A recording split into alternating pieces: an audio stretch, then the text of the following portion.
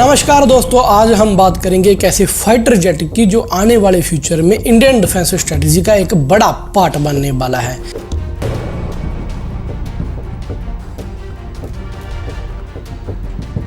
कैसे टेडबीएफ हमारी Indian navy के फ्यूचर को बदल कर रख देगा और कैसे हमारी सरकार की गलत नीतियों के चलते हमारा ये प्रोजेक्ट भी खतरे में है।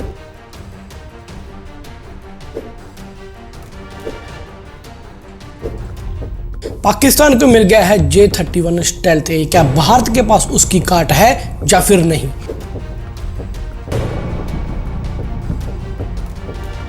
और हम बात करेंगे जो MiG-29 का रिटायरमेंट डिले हुआ, क्यों आज भी हम MiG-21 फाइटर जेट को रिप्लेस नहीं कर पा रहे।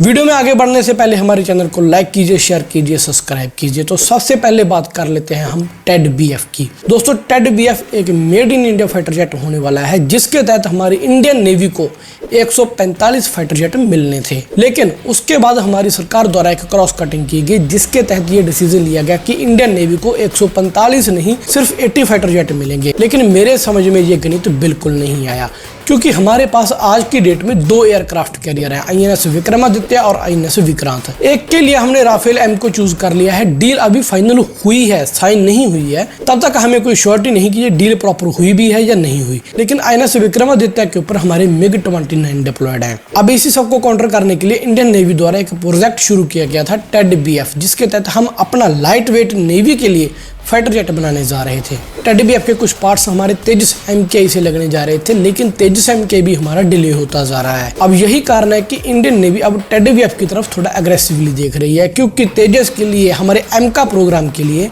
गवर्नमेंट द्वारा फंड जारी कर दिए गए हैं। लेकिन बात करें टेडबीएफ की, उसके लिए कोई ऐसा प्लान अभी तक मुझे नहीं दिखाई दे रहा। इंडियन नेवी ADA के साथ, एरोनॉटिकल डिपार्टमेंट अथॉरिटी के साथ मिलकर टेडबीएफ को बनाने जा रही है, और कहा यह जा रहा है कि आने वाले 3 सालों में ही इंडियन नेवी इसको अपनी फोर्सेज में इंडक्ट कर सकती है, यानी कि एमका के आने से पहले ही टेडबीएफ इंडियन नेवी में होगा। लेकिन क्या वाकई होगा? दोस्तों, अगर हमारी हिस्ट्री को हम थोड़ा सा फरोल कर देखें तो आपको मालूम चलेगा कि कैसे हमारी गवर्नमेंट द्वारा फंड्स डिले किए गए। जो टीमें इनके ऊपर रिसर्च करती हैं, जो इनके ऊपर फ्लाइंग टेस्ट लेती हैं इनके, उनके लिए फंड्स जनरेट होने में देरी हुई, जिसके चलते बार बार हमारे जो फाइटर जेट्स की प्रोडक्शन है वो डिले होती गई। इंडियन नेवी का कहना है कि हम आने वाले 3 सालों में ही टेडबीएफ की पहली फ्लाइंग टेस्टिंग ले लेंगे। मतलब साफ है कि अगर हम 3 साल बाद पहली फ्लाइंग टेस्टिंग लेंगे तो हमारी नेवी को ये 2030 तक जाकर मिलेंगी। क्योंकि हमारे डिफेंस मिनिस्टर राजनाथ जी तो बात कर रहे थे कि इंडियन नेवी को जल्दी ही हम 5 से 6 एयरक्राफ्ट कैरियर देंगे। तो क्या 5 से 6 एयरक्राफ्ट कैरियर के ऊपर सिर्फ हम 80 की संख्या में फाइटर जेट डिप्लॉय करेंगे? एक एयरक्राफ्ट कैरियर के ऊपर मिनिमम 30 to 35 फाइटर जेट्स हम डिप्लॉय करते हैं। अगर हम राजनाथ जी के बयान को भी सीरियसली लें तो 5-6 एयरक्राफ्ट कैरियर का मतलब है कि 150 के पास हमें इंडियन नेवी के लिए फाइटर जेट चाहिए। हम अपनी नेवी के लिए फाइटर जेट की पूरी डिमांड नहीं कर पा रहे, तो हम एयरफोर्स के लिए क्या कर रहे होंगे? कहते हैं कि इंडियन एयरफोर्स को 2 फ्रंट वॉर को फेस करने के लिए मिनिमम 42 स्क्वाड्रन चाहिए। अब एक स्क्वाड्रन में होते हैं 18 फाइटर जेट्स, जिसका मतलब है कि हमारी एयरफोर्स को मिनिमम 756 फाइटर जेट तो चाहिए ही चाहिए। 42 स्क्वाड्रन की जगह अभी हमारे पास सिर्फ 37 या 38 स्क्वाड्रन ही बची हैं जो एक्टिवली काम कर रही हैं। हमारे तेजस फाइटर जेट ने MiG-29 को रिप्लेस करना था, लेकिन USA द्वारा तेजस के इंजन की डिलीवरी के लिए डिले कर दिया गया। जब वो डिले हुआ तो हमारे तेजस की प्रोडक्शन भी डिले हुई। उसके बाद हमने फ्रांस से बात करी। फ्रांस की कंपनी है सैफरन, जिसने प्रॉमिस किया है कि वो तेजस को इंजन देंगे और एमका के लिए वो इंजन बना कर देंगे, और वो इंजन हमारे देश भारत में ही बनेंगे। लेकिन अभी तक उसके रिलेटेड भी मुझे कोई खास अपडेट्स नहीं मिलते नजर आए।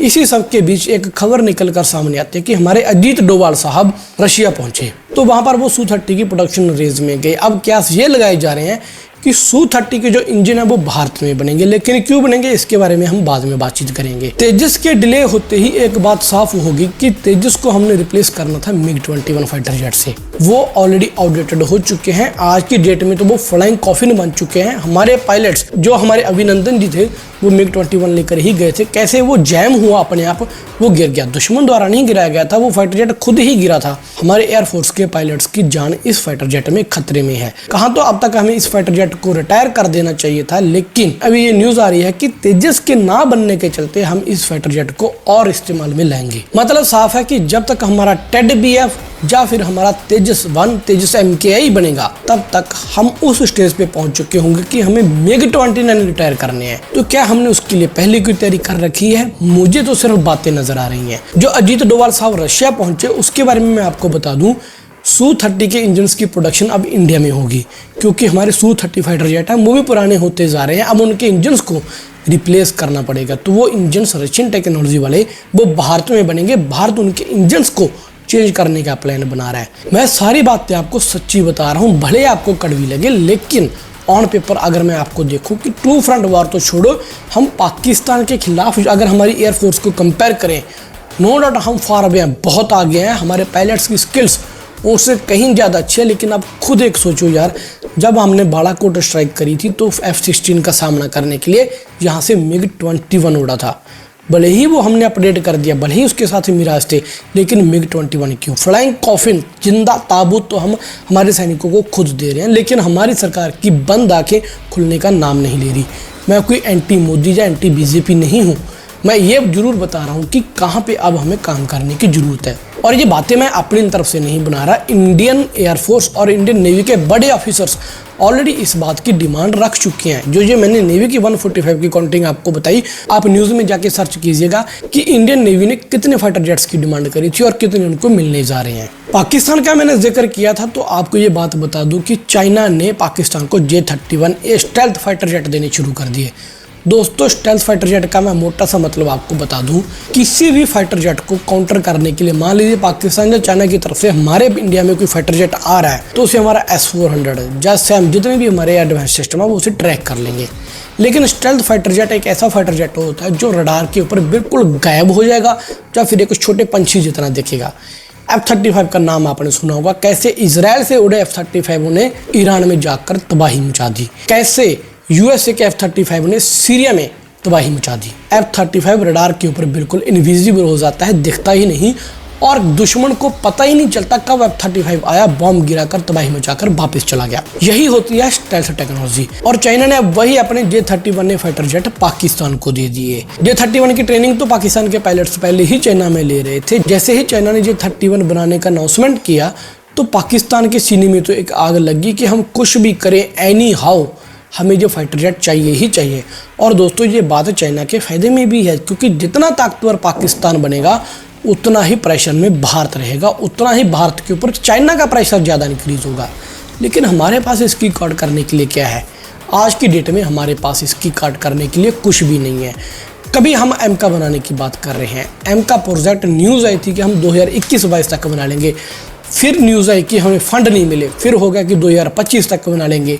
अब न्यूज़ आ रही है कि जी हमें फ्लाइंग अथॉरिटीज़ द्वारा परमिशन नहीं मिली, या कोई CNAC कोई ऐसी अथॉरिटी होती है उसके द्वारा परमिशन नहीं मिली, फंड डिले हो गए। अब कह रहे हैं कि 2030 तक हम एम का फाइटर जेट बनाएंगे, जबकि तुर्की ने भी अपना स्टेल्थ फाइटर जेट कान बनाकर उड़ा दिया। कहने को दुनिया की चौथी महाशक्ति है हम, लेकिन आज की डेट में हमारे पास ना तो ढंग का बॉम्बर है, ना ही स्टेल्थ फाइटर जेट है। पाकिस्तान के पास स्टेल्थ फाइटर जेट है, भले उसने चाइना से खरीद लिया।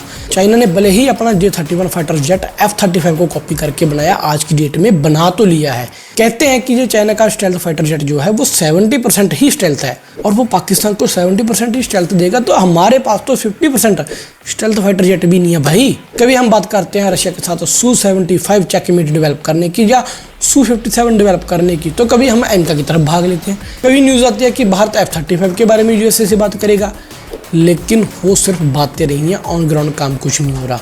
मैं इसमें हमारी DRDO जैसी ऑर्गेनाइजेशंस को दोष नहीं दूंगा, उनको तो फंड चाहिए, वो तो अपना काम कर रहे हैं, लेकिन डिपेंड ये करता है कि हमारी सरकार द्वारा कितना प्रेशर उनके ऊपर डाला जा रहा है। हालात ये हो गए हैं कि बांग्लादेश जैसा टुच्चा सा देश आज भारत को आंखें दिखाने लग गया।